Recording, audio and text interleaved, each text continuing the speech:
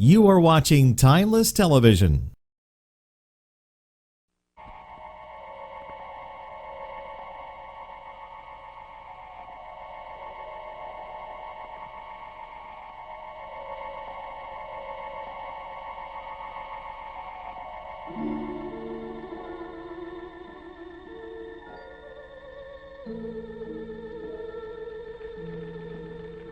Good evening. Tonight, I'm going to tell you another strange and unusual story of the unexplainable which lies behind the veil. Under powerful emotional stress, the mind and body are capable of strange, almost unbelievable feats. Tonight's story is one such case, taken from a true and documented incident.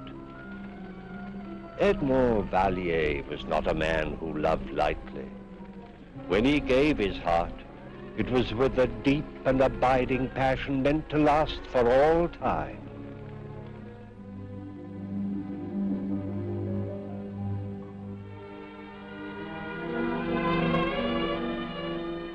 Marie, what would I do without you? Edmond, dear, I'm very much afraid you'll have to learn to do just that. Never. You see, I'm going to be married. You're joking. Oh, you ought to know me better than that by now. I have no sense of humor when it comes to love or money. But I thought you loved me. Well, of course I did. But what has that to do with it? I don't understand. Edmond, you are sweet, and I'm still very fond of you. But you've become a luxury I simply can't afford. Who are you going to marry? Darling, you'll never guess. Not in a million years. I shall soon be the wife of your publisher and employer, Charles Moncourt. Moncourt, mais pourquoi? Oh, darling, you know why. He is rich.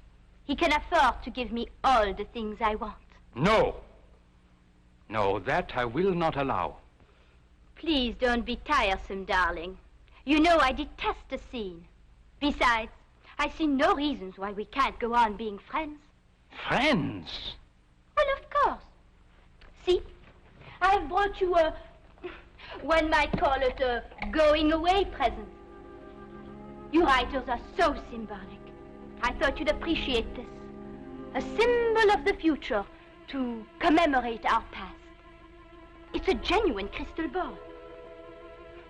Au revoir, Edmond. Charles will be waiting for me. Oh, darling, as soon as we are settled, you must come and have dinner with us.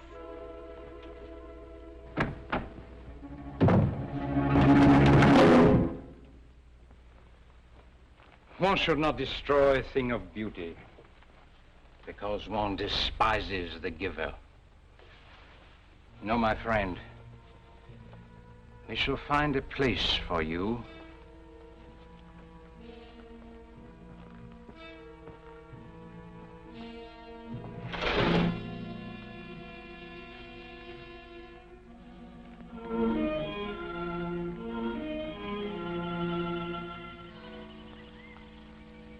Symbol of the future, huh?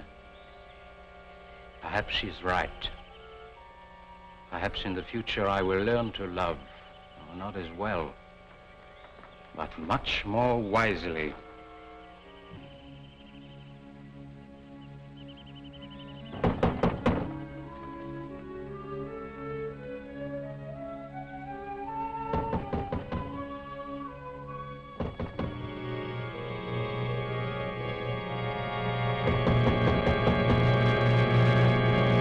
Edmond! Uncle André. Ah, there you are, my boy. I knocked and knocked and knocked and no one came, so I walked in myself. Well, what is this? A new acquisition? A gift, Uncle André. A gift? Uh-huh. Do not tell me who it was from. Let me see if I can guess. Cannot tell the time by it. Birds cannot build their nests on it. Marie. How did you know that? Well, it is so like her. Lovely, but quite useless. Oui. Ah, I see that you still love her. I don't know, Uncle Andre. I don't know whether I love her or hate her. Oh, that is a very bad sign. Let us go indoors, and I will attend to this matter myself, personally. Come, come, come.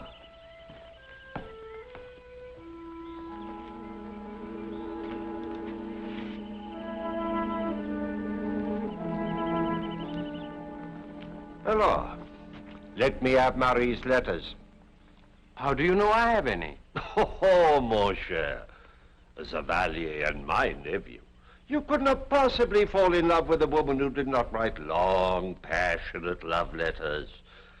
And as a writer of sentimental nonsense, undoubtedly you kept them. Now let me have them.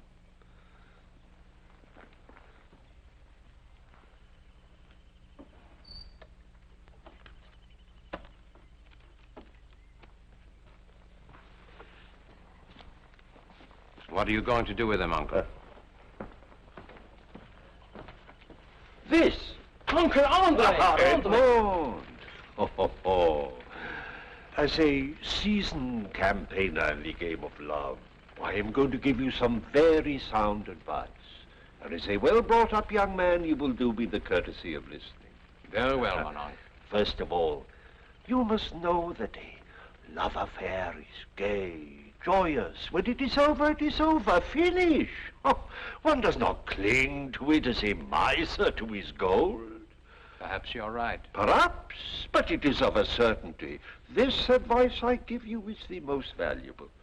Furthermore, the only cure for a love affair is still another love affair. Oh, Uncle. In this matter, how lucky you are to have me as your uncle. You have heard, no doubt, of my little black book. Oh, you should have. It is well known in Paris. Perhaps as famous as the Arc de Triomphe and the Champs-Élysées. Uncle Andre. I have an engagement this evening with a most enchanting creature, a dancer at the Moulin Rouge. You will dine with us, and we will see if she has a friend. Uncle Andre, I know that you're trying to be helpful, and I thank you. But I must try to get some work done. It goes hard, eh? Ah, it does not go at all. Ah, well, perhaps work may be the answer, but I doubt it. But remember, in any case, your Uncle Andre has the right solution. I will remember. I go now. My engagement begins at 8 o'clock. I will drop in to see you again, and I hope to see an entirely different attitude. Au revoir, mon oncle.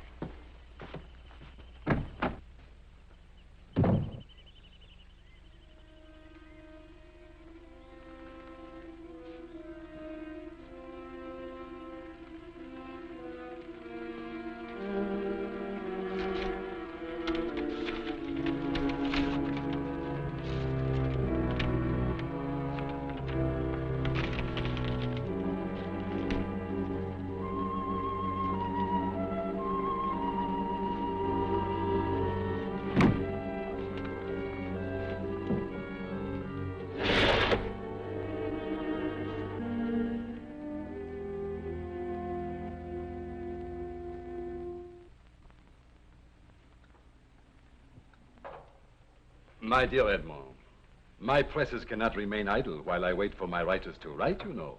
I've tried, Charles. If he doesn't come, he doesn't come. Nonsense. You have written many love stories before and written them well. Surely you must have been in love. Of course he was. Edmond was in love with me. You see, Edmond, what man has not envied me?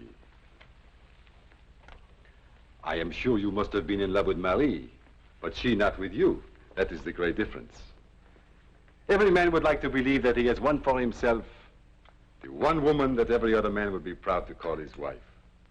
See, there is a subject for another great love story. It is so simple. I'll try, Charles. Good. Tomorrow morning I leave for London and then Amsterdam. There shall be English and Dutch editions of your last 2 books. And while I am gone, you will visit Marie. But, Don't you wish to visit me, Edmond? Oh, I do. But there's my new book. You have always been entertaining for our Marie. She is fond of you, and I don't want her to be lonesome. It will be such fun having you over for tea, Edmond. You will visit Marie. That also is part of our agreement.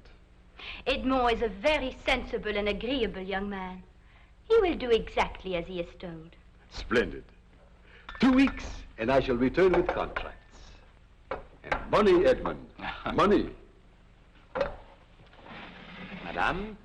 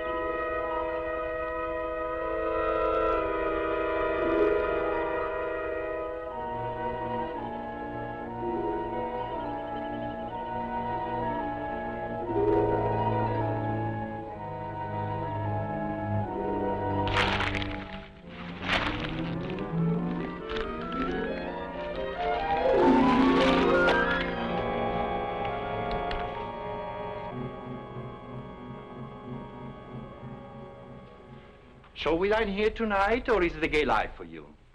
The gay life, always. But tomorrow, Philippe. Why not tonight? You tire of me if I make my visits too long. Besides, you know I have to be at home. I'll never tire of you, Marie. What's wrong? I have a strange feeling, as if someone were staring at me. I'm staring at you. You're very beautiful, Marie. I'm serious, Philippe. So am I. There is nothing to fear, my darling, except the swiftness of time until he returns. May that day never come.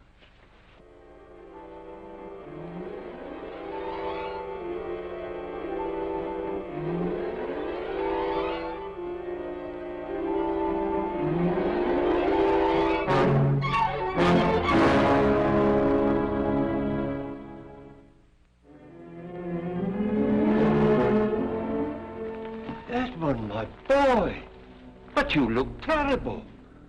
I presume this means you have been working? I've been trying to work, if that means anything. And what have you accomplished? Frankly, very little. Ah, I see you have not forgotten her. I think about her, Uncle. In fact, I've been ordered to think about her. Moncourt's gone out of town on business. He asks me, mind you, if I wouldn't mind dropping in on her occasionally so she would not be lonesome. That fool! He knows I was once in love with Marie. Ah, then he is not a fool. On the contrary, he is very intelligent. Well, if I can find the time, I'll drop by. I disapprove. But I'm afraid you will find the time. Edmund, my boy, you must forget this woman. Let me get rid of this silly thing. No! I'm sorry, Uncle Andre. I didn't mean to shout at you. It is nothing, my boy. Here. Sit down. Edmund, this is not good. Never have I seen you in such a state. Oh, overwork, unrequited love. These reasons are not good enough to explain it. Now, what is the real reason? I cannot tell you. Oh, cannot tell me. Since when have there been things we cannot tell each other? You and I. Out with it, boy. Uncle Andre. Uncle Andre, I fear I'm going out of my mind. Oh, Evalier may gamble too much, drink too much, chase too many women, if that is possible. But to go insane? Ha, never. Uncle Andre, listen to me. I see things What sort of things? Where? In that crystal ball. I can see Marie, wherever she is. Do you really think you are going out of your mind? It's so clear. I can see wherever she goes. I can even see whom she is with. Whom she is with? Not her husband? No, he's not back yet. Oh, Edmund, I am disappointed. You are jealous. You sit here, clutching the ashes of a burned-out love, tormenting yourself with this jealousy. Uncle Andre, it's nothing like that at all. Then I say to you, the rest of it is nonsense. Oh, Edmund, I have the solution. Come with me tonight. Let the perfume of Paris sweep away these cobwebs from your brain. I thank you, Uncle Andre, but I cannot. Ah! Now I lose my patience. And why is it you cannot? There are so many things to do. Then do one thing for me, I ask you. You say you know where Marie is, then go there and see if she is there, or go to her house and see if she is not there. If you are going out of your mind, at least let us find out in time to do something about it.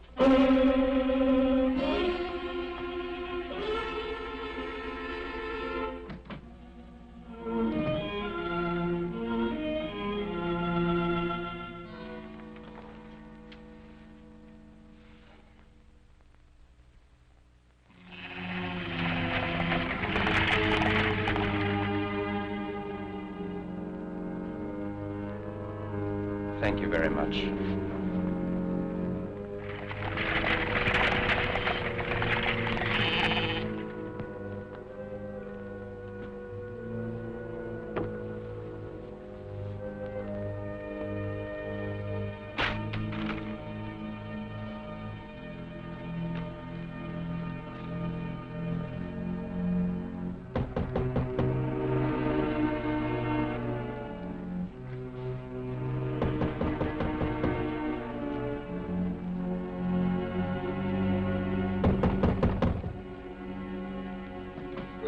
Good morning. Charles! Edmund. Well, this time I can see you have truly been working. Yes, but you've come back early. Almost a week. And with wonderful news, Edmund. Contracts in London and Amsterdam were signed. And I have promised them at least 2 more new books by you. Thank you, Charles. You don't sound very enthusiastic. Oh, I'm very grateful. But I stopped here to tell you the good news even before I went home. I've been working very hard. No time for frivolity, huh? No. But you did have time to visit Marie. I tried to, but I've been very busy. Busy? But too busy for a friend? You can see for yourself, Charles. I've hardly had time to leave this study. Oh, but I asked you to. I'm sure Marie did not miss my visits. Now, what do you mean by that? Nothing. It's just that I've been working very hard. Now, you approve of that, don't you? Yes, but one visit you might have made. All right, I did. Then why do you say you did not?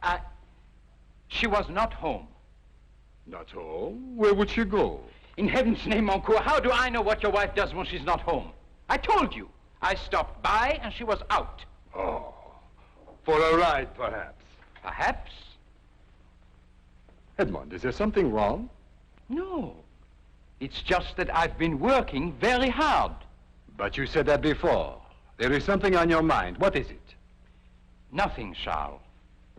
Can we discuss London or Amsterdam? Is there something I ought to know? I am an old friend, Edmund. I deserve an answer. You know all there is, Charles. No. There is something about Marie that you won't tell me. She hasn't left you, if that's what you mean. She's been home every day. First you say you did not visit her. Then you say you did. Now you say you know she is home every day. How do you know? Leave me alone, Charles. Stop asking me questions I cannot answer. It becomes clearer.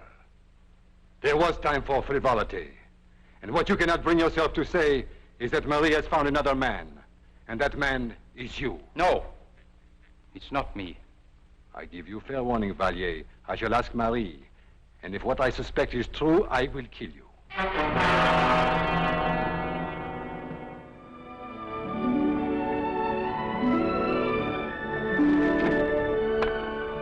Good morning, my love.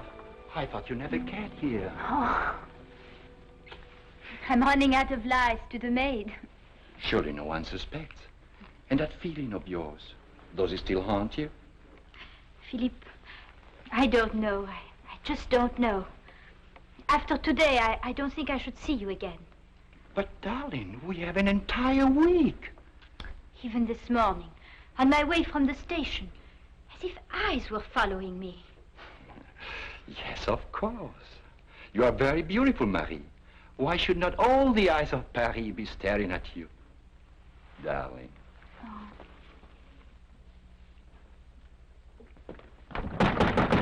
Vallier! Vallier! Vallier! Where is she? I warned you, Vallier. Where is she? Charles, she's not here. You lie. First you besmirch my name, then you make a fool out of me. Where is she?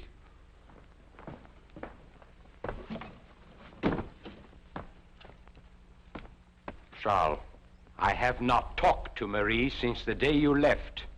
You and I were friends, long before either of us ever met Marie. Will you not take my word that I am not involved with her? No, I will not. You know more than you will admit. If you were my friend, you would tell me what you know. Where does she go? Very well, Charles. I would spare you if I could, but every day, Marie goes to Paris and meets a man. Who is this man? I do not know his name. I know where he lives. He's an artist, a painter of beautiful women. How do you know all this? I have watched them every day since you left. You are a vicious liar. I was a fool to think that I could trust you. I met your Uncle Andre in Paris, and he told me that you have not left this house in days. That is true. Nevertheless, I have seen them. You are not even a good liar, Vallier. Do you think I would believe anything you say? This has gone far enough. Charles, you want proof? Yes. Very well. I'll give you proof. There. There what? Your proof. What am I supposed to see? Marie and that painter. Are you blind? She has on a gray dress with the lace at her throat and on the cuffs. Don't you see her? Edmund, there is nothing but a crystal ball. Or is this another one of your tricks? Charles, what's happening to me? I don't know. Either you are a very good actor or...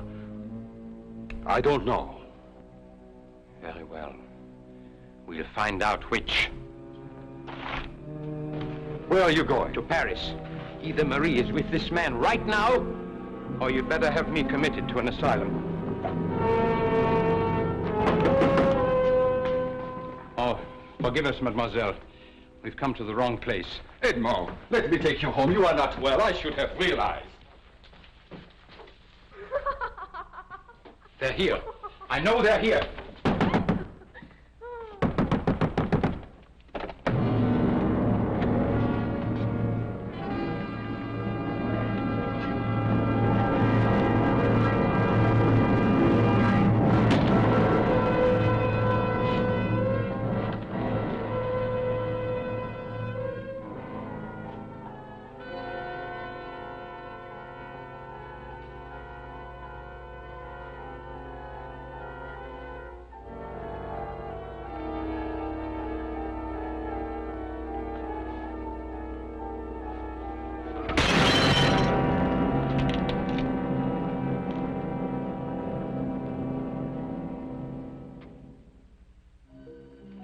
One final chapter remained after the door closed behind Charles Moncourt.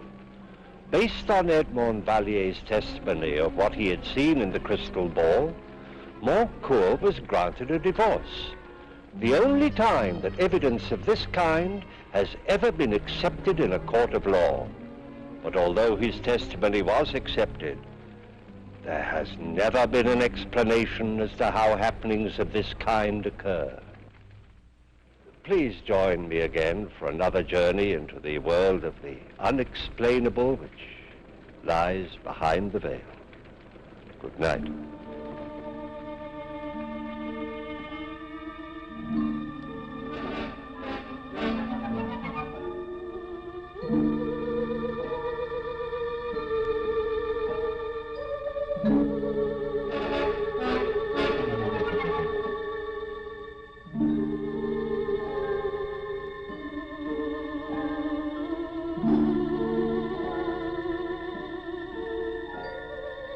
Thank you.